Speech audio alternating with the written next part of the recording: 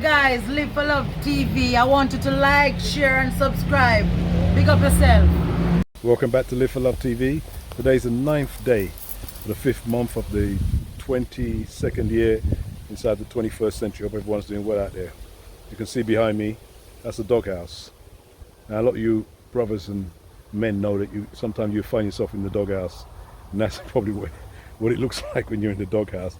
So don't go too far away from the doghouse, then you won't be frightened when some female wants to put you in the doghouse. But anyway, on a serious note, I want to talk about debt, D-E-B-T, debt. People constantly say nowadays that debt is slavery, it's a modern slavery. And people are all nodding their head and saying, yeah, I know, it's true, man, a long time I know that debt is slavery. But a lot of these people are nodding their head are actually in debt one way or another. And I find it amazing that if you know debt is slavery, how the hell are you in debt? It doesn't make any sense to me. Now, as far as I know, slavery of old, nobody went into it willingly. They were either captured, enslaved in one or different ways. Mostly, more often than not, captured. Whether it was in war or whether they were captured by, European powers, they were captured. It was definitely unwilling. But people go into debt willingly, and then they end up slaves.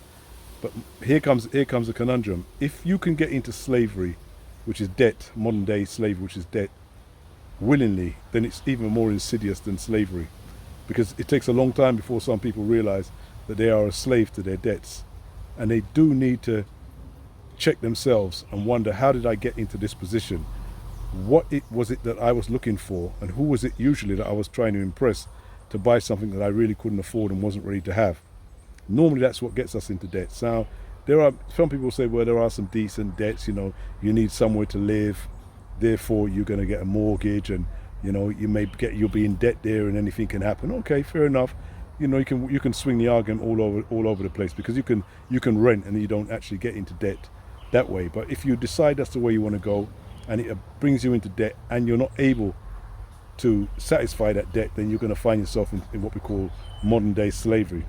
And it's a very, very bad situation, because you now have to do, just like a slave, what you don't want to do, for as long as you have to, whatever the terms of what the person who you owe the money to or the debt to, you're going to have to work for them. You're going to have to do as they say, and they're not going to ease up off your neck. And very often they put an interest on you in such a way that it's almost impossible to get out of that debt. And in order to get out of that debt, you have to come back down off your high horse and come down to a level where maybe you can't afford the car that you're driving right now. Maybe you can't afford the house you're living in right now. It doesn't matter what it is. You have to come down off your high horse. And this is pretty bad for most people. Most people can't do it, so they continue going from one debt to another and live in that constant state of debt. Now, the reason why I brought it up is because we talk about money here and making money and getting to financial independence. And this is the complete opposite to debt, as far as I can see. So if I'm talking about people becoming wealthy, becoming rich, becoming financially independent, then obviously I'm have to talk to people about debt and how either not to get into it or how to come out of it. I'd say the easiest way to come out of debt is to forget the people you're trying to impress, and try not to nod your head and say, well, I'm not trying to impress anybody, because that's 99% where your debts come from, the people you are trying to impress. Because what happens is you're living above your means. That's how we get into debts. We're living above our means, and we only live above our means because we're trying to impress somebody. Just as it's a human way. That's what we do, and this is what the consumer society, capitalist society, does to us. So people will be buying £160 sneakers, $170 sneakers. They'll be buying cars of 20, 30, 40, 50,000 US dollars. All of this is to impress somebody else, usually that looks like you, or maybe not. But this is the reason why we get into debt. It's very hard to get into debt when you're living at your means, and you normally live at your means when you accept who you are and where you are, and you climb up from there. Most people don't want to do that. They want to impress, and they want to impress today, and then they find themselves in debt. So it's not something I normally I feel sorry for people who are in debts, but because I've been in debt myself back in the past, and I know people who are in debt constantly now, I sympathize with them, and I try to encourage them and teach them that really you're going to have to go back down to a certain level before you can come back up. So it's going to get worse before it gets better. but it's not going to be bad for you to come down off that situation. It's not going to be bad. It's just that you're going to have to, maybe you're driving a $10,000-15,000 dollar car right now. You may have to buy a $2,000 car. Yeah, people are going to look and say you're broke down and you're on your face and you're not doing well. So who cares? Who cares? These are not your friends anyway. If this is the way they're going to talk about you, these are not your friends. And you need to stop trying to impress people like this. And once you do that, you're going to be good to go. You're going to find your way out of any dark place, and you're going to find yourself into a place where you're going to find money in your pocket. You're going to pick up your trousers one day and say, oh, I didn't realize I had this money in my way. I completely forgot about it. And that's what happens when you start to come out of debt. You actually don't know where you're finding money from. You don't remember money was put there. You don't remember money was left there. You don't even remember money was in that account.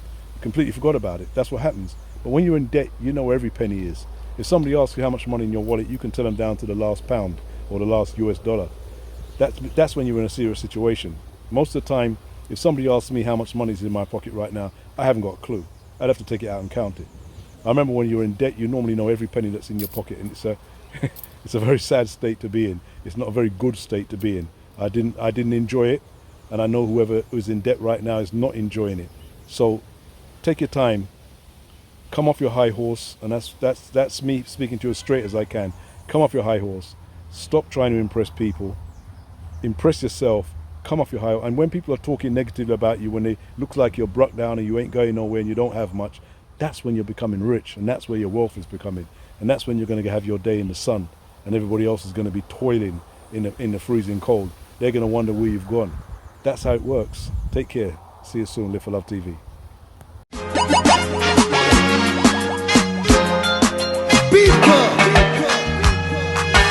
One step more, one step more, one step more, one step more, until you reach your goals. One step more. This is